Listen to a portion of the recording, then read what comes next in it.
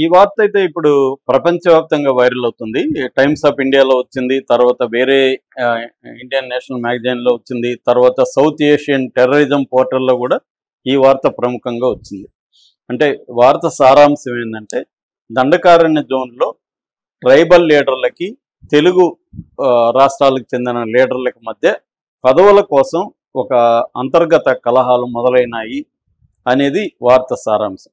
మనం దీన్ని కొద్దిగా నేపథ్యం అర్థం చేసుకుంటే ఈ వార్త తర్వాత మనం మాట్లాడదాం. నేపథ్యం ఏంటంటే, అసలు ఇప్పుడు మావోయిస్ట్ అనేది అంటున్నాం కదా, దాని పూర్తి పేరు CPI Maoist, communist party of India Maoist అనేది పార్టీ పేరు.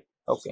ఇది ఎలా ఏర్పడిందంటే 2004లో పీపుల్స్ వార్ అనే, ఇక్కడ సిపిఐ ఎంఎల్ పీపుల్స్ వార్ అనేవాళ్ళు, పీపుల్స్ వార్ అనే పార్టీ బీహార్లో పనిచేసే కమ్యూనిస్టు సెంటర్ అని ఒక పార్టీ, తర్వాత పియు పార్టీ యూనిటీ అనే ఒక పార్టీ, ఈ మూడు పార్టీలు కలిసి అక్కడ కమ్యూనిస్ట్ పార్టీ ఆఫ్ ఇండియా మావోయిస్ట్గా ఏర్పడింది. సో ఈ అంటే అక్కడ వాళ్ళు నాయకులు ఉన్నారు, ఇక్కడ నాయకులు స్టేట్ లీడర్లో నాయకులు ఉన్నారు. వీళ్ళు కలుసుకొని ఫైనల్గా గణపతిని చీఫ్ సిసి అంటారు, సెంట్రల్ కమిటీ మెంబర్గా గణపతిని, సెంట్రల్ కమిటీ సెక్రటరీగా గణపతిని పెట్టుకొని మిగతా వాళ్ళు పనిచేసుకుంటూ వస్తున్నారు. సో ఇప్పుడు ఏమైందంటే, తెలుగు రాష్ట్రాల్లో ఉద్యమం పోయింది, ఓన్లీ అక్కడే ఉండిపోయింది. నిజానికి దండకారణ్యం అనేది రియర్ జోన్ అంటారు, అంటే షెల్టర్ జోన్గా కొండపల్లి సీతారామయ్య డిజైన్ చేశాడు 80sలో. ఒక 7 దళాలను అక్కడికి పంపించాడు.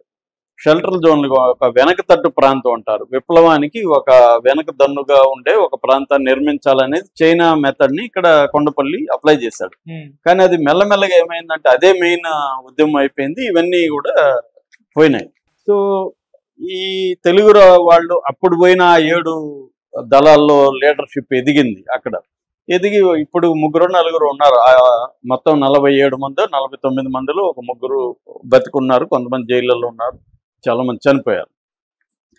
అట్లాగే ఆ తర్వాత ఇక్కడ నుంచి వెళ్ళిన లీడర్లు కూడా అక్కడికే పంపించేశారు అక్కడ, ఎందుకంటే ఉద్యమం ఉండేది ఆ ఏరియానే కాబట్టి. సో ఈ దండకారణ్య ప్రాంతం మొత్తంగా ఇప్పుడు ఏంటంటే, సెంట్రల్ గవర్నమెంట్ నక్సలైట్ ప్రభావం ఉన్న జిల్లాలు 18 జిల్లాలుగా ప్రకటించింది. అందులో 6 జిల్లాలు మోస్ట్ ప్రాబల్యం ఎక్కువ, నక్సలైట్ ప్రాబల్యం ఎక్కువగా ఉన్న జిల్లాలు 6 జిల్లాలు. అందులో ఛత్తీస్గఢ్లో 4 జిల్లాలు ఉన్నాయి. ఒకటి బీజాపూరు, కంకేరు, నారాయణపూర్, సుక్మా, ఈ 4 ఛత్తీస్గఢ్లో ఉంటే, ఒకటేమో సింగ్బమ్ జార్ఖండ్లో ఉంది, ఇంకొకటేమో గడ్చిరోలి మహారాష్ట్రలో ఉంది. సో సెంట్రల్ గవర్నమెంట్ ప్రకారం ఈ 6 జిల్లాలు ప్రధానం. ఈ 6 జిల్లాలు కూడా దండకారణ్య ప్రాంతంలోనే ఉన్నాయి. దండకారణ్యం అంటే ఒక 6-7 రాష్ట్రాల సరిహద్దుల ప్రాంతం, అటవీ ప్రాంతాన్ని దండకారణ్యంగా పిలుస్తారు. ఇది బంగ్లాదేశ్ అంత వైశాల్యంలో ఉంటుంది అనమాట. సో ఈ దండకారణ్య స్పెషల్ జోనల్ కమిటీ అని ఉంటుంది. ఈ దండకారణ్యంలో ఉండే ఈ జిల్లాల్లో అన్నిట్లో మావోయిస్ట్ పార్టీని నడిపే పార్టీ సంస్థ పేరు దండకారణ్య స్పెషల్ జోనల్ కమిటీ. దీనికి మొన్నటి వరకు కట్ట రామచంద్రారెడ్డి అలియాస్ రాజాద అనే ఆయన సెక్రటరీగా ఉండేవాడు. ఇప్పుడు ఆయన్ని తీసేసి హిడ్మాని పెట్టారు. హిడ్మా బయోగ్రఫీ మనం 2-3 సార్లు చెప్పుకున్నాం. ఆయన పేరు మడ్వి హిడ్మా. ఈ మడ్వి హిడ్మాకి అరౌండ్ 40 years. సెంట్రల్ కమిటీలో ఉండే మావోయిస్ట్ నాయకుల్లో అతి చిన్న వయసు ఈయనది అనమాట. ఈయన 10వ క్లాస్ డిస్కంటిన్యూ చేసి ఉద్యమంలోకి వచ్చాడు.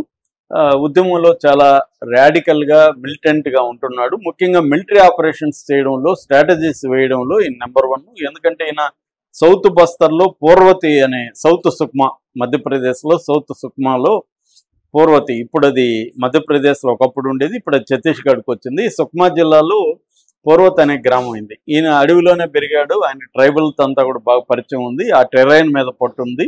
సో పోలీసులు ఎలా అటాక్ చేయాలి ఏంటనేది బ్రహ్మాండం వచ్చు. 2010లో తడిమెట్లలో ఒక అటాక్ జరిగింది. 76 members CRPF, central reserve police force వాళ్ళు, 76 మంది చనిపోయారు. దాన్ని ఈయనే ఆర్గనైజ్ చేశాడు. అలాగే 2019లో జిరామ్ వ్యాలీ అటాక్ అంటారు, కాంగ్రెస్ నాయకులు చాలా మంది చనిపోయారు దాంట్లో, అది కూడా ఈయనే. అలాగే ఈయన దాదాపు ఒక 10 మేజర్ మిలిటరీ యాక్షన్స్ చేశాడనమాట. వాటన్నిటిని ఈయన ఆర్గనైజర్. ఈయన ఏంటంటే ప్రజెంట్ పీజీఎల్ఏ అంటారు, పీపుల్స్ లిబరేషన్ గెరిల్లా ఆర్మీ, దీన్నే రెడ్ ఆర్మీ కూడా పిలుస్తారు. ఇందులో బెటాలియన్ నెంబర్ 1కి కమాండర్గా ఉంటున్నాడు ఈయన. బెటాలియన్ నెంబర్ 1లో దాదాపు 180 మంది చాలా టఫ్ ఫైటర్స్ ఉంటారు. వాళ్ళ దగ్గర AK-47, INSAS rifles, improvised explosive devices, IEDs ఇవన్నీ ఉంటాయన్నమాట.